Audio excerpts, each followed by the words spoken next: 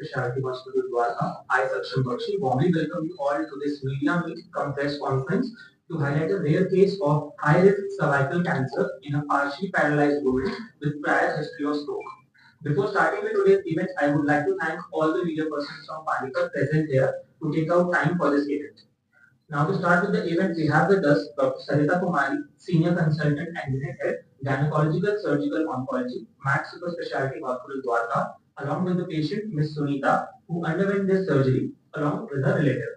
I would like to request Dr. Sarita Kumari to tell us about this case and start the press conference. Thank you.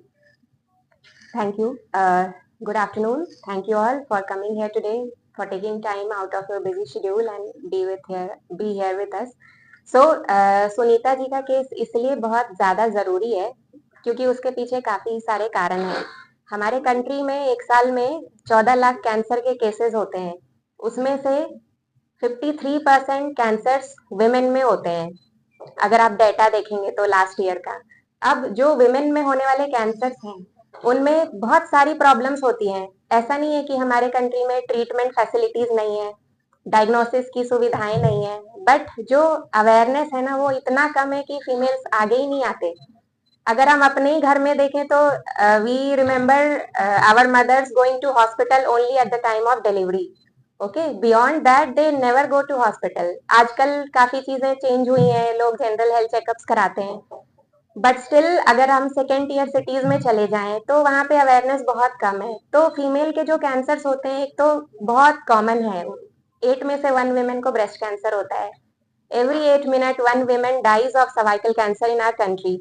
So today we will talk about cervical cancer. अब सुनीता जी को दिक्कत हो रही थी, कुछ time से इनको problems थी, डिस्चार्ज की समस्या थी, बट इन्होंने सोचा कि ये नॉर्मल है, ऐसे है। फिर इन्होंने भी कहीं काफी, फिर जब वो दिक्कत बढ़ने लगी तब जाके इन्होंने सीटी स्कैन किया। फिर उस टाइम पे सीटी स्कैन में बीमारी लगी कि चलो सर्विक्स में कुछ दिक्कत लग रही है, बट स्टिल हेजिटेशन काफी था कि गायनी से चेक कराना है नहीं कराना है, बायोप्सी लेनी है नहीं लेनी है। एंड इनके केस में मेजर प्रॉब्लम ये थी कि इनको पहले से स्ट्रोक की भी हिस्ट्री है, तो उसकी वजह से पार्शियल पैरालिसिस है लेग्स का, तो उसकी वजह से जो सर्जरी है वो बहुत हाई रिस्क बन जाती है। इन्होंने जो 2-3 और डॉक्टरों को दिखाया था, उन सेंटर्स पे इनको बायोप्सी के लिए भी मना कर दिया था कि हम बायोप्सी नहीं करेंगे, काफी हाई रिस्क है। सो इन सिचुएशंस में ये हमारे पास आए थे, and at Max hospital Dwarka we have a very good surgical team, anaesthesia team, ICU management, post operative care, oncology के स्पेशल स्टाफ होते हैं, ओटी में, ओपीडी में, नर्सिंग के टाइम पे, डिस्चार्ज से लेके। तो हमारे पेशेंट का आउटकम ऑलरेडी बहुत अच्छा होता है, to be honest. And what happened, so in हर केस में हमने सर्जरी की, काफी अच्छे से सारा रिकवरी भी हुआ, एंड अभी she is taking radiation treatment also. So through her case, I just wanted to highlight that women cancers need more awareness, and through all of you it might be possible, because Panipat में मैं जब 2-3 visits मैंने जो किए हैं उसमें मैंने ये नोट किया कि लोगों को पता ही नहीं है कौन से कैंसर होते हैं, उसके लिए क्या प्रिवेंशन मेथड्स अवेलेबल हैं। So now I would like to ask or request Sunita ji to speak some words about her problem. Please. जो भी आपके मन में आता है बोलो। कुछ तो बोलो, थोड़ा सा बोलो फिर आपका। मैम, यहाँ पे आपका ऑपरेशन हुआ, कैसा महसूस हो रहा है, कैसे डॉक्टर मिले, कैसे कब आए आप यहाँ पे, क्या सिचुएशन? आपका नाम बता के फिर मैं बताऊँ। डॉक्टर बहुत अच्छे हैं, डॉक्टर अच्छे हैं। कोई बात नहीं, आप बोल दो। हाँ हाँ। सुनीता गोयल है, and she is surgery doctor Sarita Kumari के अंडर हुई है, and she is very good doctor for our case. Actually मेरी, शी इज माय बुआ, एंड इनका केस ये था कि इनको स्ट्रोक प्रॉब्लम 2 टाइम्स हो चुकी है, दोनों ही इनको मेजर टेस्ट किए, तो जिसकी वजह से ये क्लियरली स्पीच नहीं, मतलब इनकी स्पीच नहीं है क्लियरली, तो दैट्स व्हाई ये नहीं बोल पा रही है, इसीलिए थोड़ा सा शायनेस फील कर। मैम, ये कहां पे रहते हैं और कैसे पता चला कि ये हॉस्पिटल जो द्वारका है? She is based in Panipat.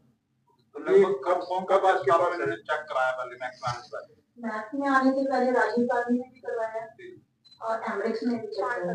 Panipat से जो हम ट्रीटमेंट ले रहे थे वो लास्ट 1 ईयर से पेट में नॉर्मली पेन था, जिसकी से हम ट्रीटमेंट के लिए गए थे, तो इस प्रॉब्लम का हमें कोई आइडिया नहीं था। वहां जाने से सीटी स्कैन उनका हुआ था नॉर्मली कि पेट में क्या प्रॉब्लम है जिसकी वजह से पता चल रहा है, तो इस बारे में हमको पता चला था और उसके बाद ही ट्रीटमेंट हमने कंटिन्यू किया। तो कब पता लगा? तो हम लोगों को अक्टूबर एंड में और नवंबर 11 और नवंबर को सर्जरी हो गई थी। तो कितना खर्च चला आप लोगों का? आज तो 7 to 8 lakhs के अप्रोक्स हाफ ऑफ डॉक्टर साहब बात करें, जैसे आपने कहा महिलाओं में कैंसर की ज्यादा पीड़ित नजर आते हैं, क्या वजह है? एक तो पहला वजह मैं ऑलरेडी बता चुकी हूँ, अवेयरनेस बहुत कम है।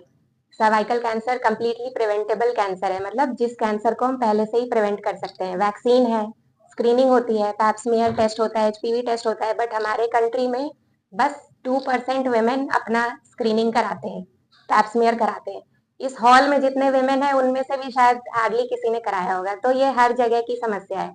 अब जो सेकेंड टियर सिटीज में बहुत ज्यादा सोशल स्टिग्मा भी होता है, गायनी से चेकअप नहीं कराना, कराएंगे तो कहीं कोई प्रॉब्लम ना आ जाए, वैक्सीनेशन को लेके अलग प्रॉब्लम्स है, तो वो सारे पे अभी काफी वर्क हो रहा है। बट स्टिल अवेयरनेस अगर बढ़ेगी ना तो then they will get themselves screened. Screen मतलब बॉडी में कोई कमी नहीं होती एक्चुअली। ये जो कैंसर होता है वो एचपीवी वायरस से होता है।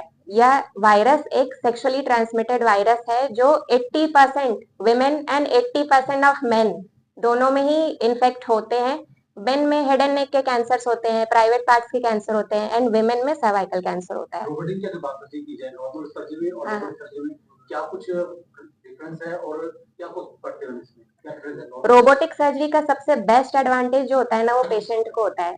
जो एक मेजर कैंसर सर्जरी जिसमें पेशेंट को 5 to 7 डेज हॉस्पिटलाइजेशन चाहिए, रोबोटिक सर्जरी में वो 3 डेज में कंप्लीट हो जाता है। रिकवरी बहुत फास्ट है। पेट पे कट जो मैंने ओटी में भी बताया, अगर हम 15-20 सेंटीमीटर का कट पेट पे कर रहे हैं एक कैंसर सर्जरी के लिए, रोबोटिक सर्जरी में 4 छोटे छोटे कट से सर्जरी पॉसिबल हो जाती है ना। तो जो भी हमारा पेशेंट का आउटकम होता है वो डिपेंडिंग ऑन कितनी बड़ी सर्जरी हुई है। एंड जो अंदर का पोर्शन है उसमें जो नॉर्मल अंग होते हैं उनमें डैमेज बहुत कम होता है रोबोटिक सर्जरी में, ब्लड लॉस बहुत कम होता है। लैप्रोस्कोपिक सर्जरी में अगर 100 ml का ब्लड लॉस है यूट्रस रिमूवल में, तो इसमें 10 ml होता है, तो इतना डिफरेंस है। किस स्टेज तक के जो पेशेंट है उनका इलाज संभव है? शुरू के स्टेज के पेशेंट्स में सर्जरी होती है सर्वाइकल कैंसर में, एंड वो सर्जरी हम लैप्रोस्कोपी से भी कर सकते हैं, रोबोट से भी कर सकते हैं, ओपन करके भी कर सकते हैं। बहुत सारे फैक्टर्स देखने पड़ते हैं, फाइनेंसेस देखना पड़ता है, पेशेंट के विशेष देखने होते हैं, उसके अकॉर्डिंग हम डिसाइड करते हैं। क्या ये पहला ऑपरेशन है सामने?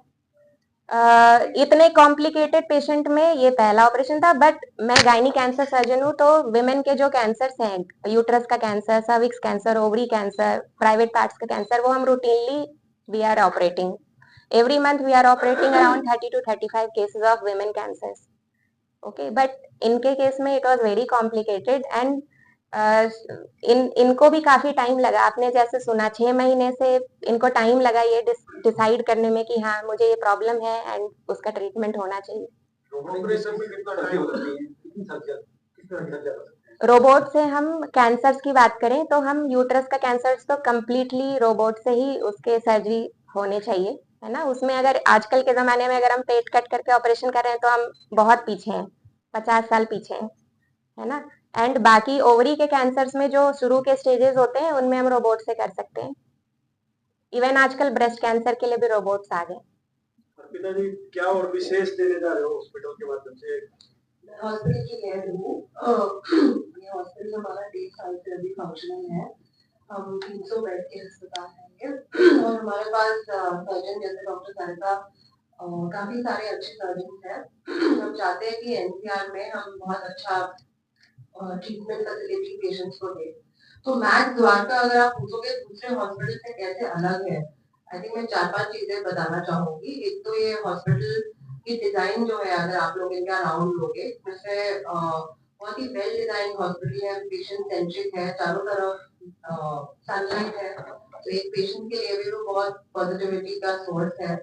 हमारे पास बहुत सारे लेटेस्ट इक्विपमेंट है। सर्जन्स के लिए सबसे ज्यादा इम्पोर्टेंट होती है कि उनको लेटेस्ट इक्विपमेंट दिया जाए, तो हमारे पास सावित्री एक्सआई है, जो सबसे लेटेस्ट रोबोट है जो इनके लिए अवेलेबल है।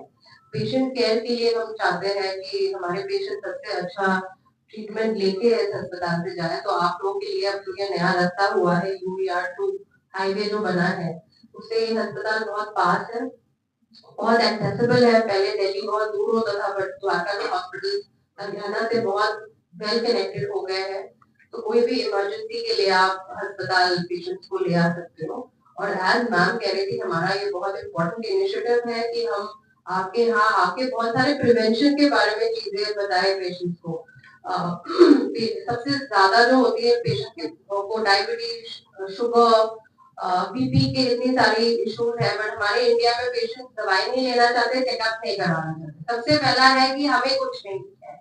सो आई थिंक ये बहुत इम्पोर्टेंट है, एज मैम वाज मेंशनिंग कि रेगुलर चेकअप, एनुअली एक बार चेकअप तो बहुत इम्पोर्टेंट होती है। और आजकल टेस्ट बहुत ही अफोर्डेबल होती है, ब्लड टेस्ट जो साल में एक बार आप लोगों को करनी होती है, इसी से ही 70-80% चीजें पता लगती है। और कैंसर के लिए मैमोग्राफी है जो ब्रेस्ट कैंसर के लिए चेकअप होती है, पैप्समेयर है जो सर्वाइकल कैंसर के लिए है, PSA एक छोटा सा टेस्ट है जो प्रोस्टेट कैंसर के लिए चेक होती है। और अगर आप शुरू स्टेज में ये डिटेक्ट कर लो तो इसकी बहुत अच्छे कैंसर की ट्रीटमेंट है। मतलब जितना एडवांसमेंट कैंसर में हुआ है वो दूसरे डिजीजेस में भी हो रही है, बट कैंसर में बहुत कुछ मॉलिक्यूलर टेस्ट निकल गए हैं। तो ये लोग एकदम टारगेटेड थेरेपी करके पेशेंट को ठीक कर देते हैं on their feet very quickly. तो हम चाहते हैं कि इसके जो बेनिफिट्स है ये पेशेंट्स ले हमारे से। मैं कंपटीशन बहुत सारे हॉस्पिटल है, आपके हॉस्पिटल में ऐसा क्या खास है कि उनको ज्यादा फैसिलिटी और अच्छा इलाज? सर 2-3 चीजें हैं, मैं बताऊंगी आपको। एक तो बड़े अस्पताल से पेशेंट डरते हैं, उनको लगता है ये महंगा है, हमने बड़े बड़े एस्टिमेट्स होंगे, फाइनेंशियली बहुत सबसे इम्पोर्टेंट चीज है फाइनेंशियल चीजें। हम चाहते हैं मैक्स द्वारका में हम एस्टिमेट एक बहुत अच्छा एस्टिमेट काउंसलिंग करते हैं। हम चाहते हैं कि 70% पेशेंट की एस्टिमेट और बिल जो फाइनल बिल है उसमें डिफरेंस ना आए। तो एज अ हॉस्पिटल हेड ये मेरी बहुत इंपॉर्टेंट फोकस रहती है कि पेशेंट्स को फाइनेंशियली हम बहुत अच्छे से काउंसलिंग करें और उसका एस्टिमेट और उसका जो फाइनल बिल वो सेम रहे। सेकंड चीज है मेडिकल काउंसलिंग कि पेशेंट्स को समटाइम्स डॉक्टर सरिता नहीं, 4-5 डॉक्टर एक साथ पेशेंट्स को देखते हैं और उनको टाइमली कम्युनिकेशन नहीं मिलता है, इसलिए वो थोड़े एंशियस होते हैं और डरते हैं। यहाँ पे हम हमेशा मेडिकल काउंसलिंग करते रहते हैं, पेशेंट्स को अटेंडेंस को बुलाते हैं, उनके साथ हम रेगुलर डॉक्टर मीटिंग करते हैं कि आपका ये इलाज हो रही है, इलाज में अब ये होगा या नेक्स्ट ये ट्रीटमेंट होगी। तो ये आई थिंक फाइनेंशियल काउंसलिंग और मेडिकल काउंसलिंग में हॉस्पिटल की तरफ से हम बहुत इम्पोर्टेंस देते हैं। और सर्विसेज को लेके हम बहुत स्ट्रिक्ट है कि आजकल जो भी ओपीडी में आता है वो वेट करना नहीं चाहता है, जो टाइमली वो चाहते हैं कि सारे सर्विसेज हो, तो उस पर हम सर्विसेज पे बहुत ध्यान देते हैं। Thank you. Thank you so much, doctor. Thank you so much, Dr. Sarita, Arpita ma'am. Ms. Arpita Mukherjee is the Senior Vice President and Unit Head of Max Super Specialty Hospital, Dwarka. Thank you, ma'am. Lunch is ready. I would request आप हमें lunch में join करें and कुछ media rights और question का आप